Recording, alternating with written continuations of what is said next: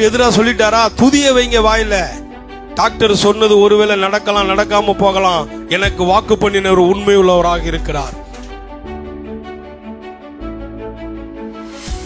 உன் கடனை நான் அடைச்சிட்டேன்னு சொன்னா கடனை அடைச்சிட்டேன்.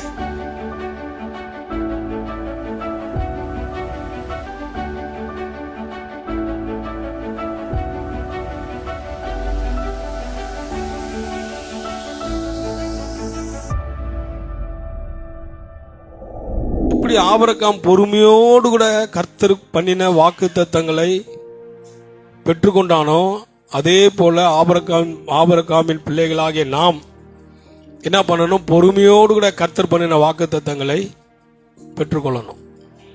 அப்ப வாக்கு பண்ணியிருக்கிறாரு, நான் உன்னை சிறந்திருக்கும்படி செய்வேன்னு சொல்லி வாக்கு பண்ணியிருக்கிறாருன்னா அது எனக்கு நிச்சயமா எந்த இடத்துல என்னை விட்டு கொடுக்க மாட்டார்.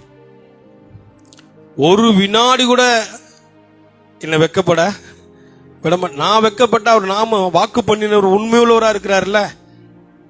நான் வெக்கப்பட்டு அவருக்கு அவமானம், அவர் நாமத்திற்கு இழுக்கு. அதனால அவருக்கு அவரே என்ன பண்ண மாட்டாரு சொல்லுங்க, அவமானங்களை தேடிக்கொள்ள மாட்டாரு. அவருடைய பிள்ளைகள் இந்த பூமியில் ஒரு இடத்துல வெக்கப்பட்டு அவமானப்பட்டு தலை குனிந்து நிற்கிற பொழுது அந்த பிள்ளைகளை உண்டாக்கினவருக்கு அவமானம்.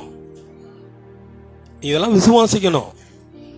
எதுவுமே நான் விசுவாசிக்க மாட்டேங்க அப்படின்னா நடப்பதற்கு சாத்தியம். கடவுள் எவ்வளவு உண்மை உள்ளவராக இருந்தாலும், சர்வ வல்லமுள்ள தேவனாக இருந்தாலும், நான் எதையும் விசுவாசிக்க மாட்டேன்னு சொல்லி நீங்க விசுவாசிக்காம இருந்தா, இவர் எவ்வளவு வல்லமை உள்ள தேவனா இருந்தாலும் கூட அது நடப்பதற்கு சாத்தியங்கள் இல்லை. ஆமே. அப்ப அவர் உண்மை உள்ளவரா இருக்கிறாரு. அவர் வாக்கு பண்ணி இருக்கிறாரு. அவர் பண்ணின வாக்கு தத்தங்கள் எல்லாம் என் வாழ்க்கையில பலிக்க வேண்டும், பலிக்கும் அப்படின்னா நான் காத்திருக்கணும், நான் விசுவாசமா இருக்கணும். இந்த ஆண்டுல நான் எகிப்து தேசத்துல இல்ல, கானான் தேசத்துக்குள்ள வந்துட்டேன். கர்த்தர் வாக்கு பண்ணப்பட்ட தேசத்துக்குள்ள வந்துட்டேன். கர்த்தர் சொன்ன தேசத்துக்குள்ள வந்துட்டேன். இப்ப கர்த்தர் சொன்ன தேசத்துக்கு வாக்கு பண்ணப்பட்ட அந்த இடத்துக்கு வந்ததுனால இப்ப அங்க ஒரு குறைவு இல்ல. அங்க என்ன இருக்கிறது? சிறந்து இருக்கும்படி கர்த்தர் செய்ய போகிறாரு. என் வீட்டிலையும் குடும்பத்திலையும் என் வேலையிலையும் பொருளாதாரத்திலையும் பிள்ளைகளுடைய வாழ்க்கையிலையும் நாசமும் மோசமும் அழிவும் இனி கேட்கப்படுவதில்லை. காரணம், இதை சொன்ன தேவன் என் சிறையிருப்ப மாற்றுவேன் என்று சொன்ன தேவன் உண்மை உள்ளவராக இருக்கிறார். சொல்லுங்க, என் வாழ்க்கையை எடுப்பிக்கும் நாள் வந்தது, வருகிறது. இதை சொன்னவர் உண்மை உள்ளவராக இருக்கிறார். எத்தனை பேர் விசுவாசிக்கிறீங்க? சந்தோஷமா இருங்க, வீட்டுல மகிழ்ச்சியா என்ன பண்ணுங்க, உன் வாசல்களை துதிய வைங்க வாயில. வேற எதையும் சொல்லாதீங்க. டாக்டர் எதிராக சொல்லிட்டாரா, துதிய வைங்க வாயில.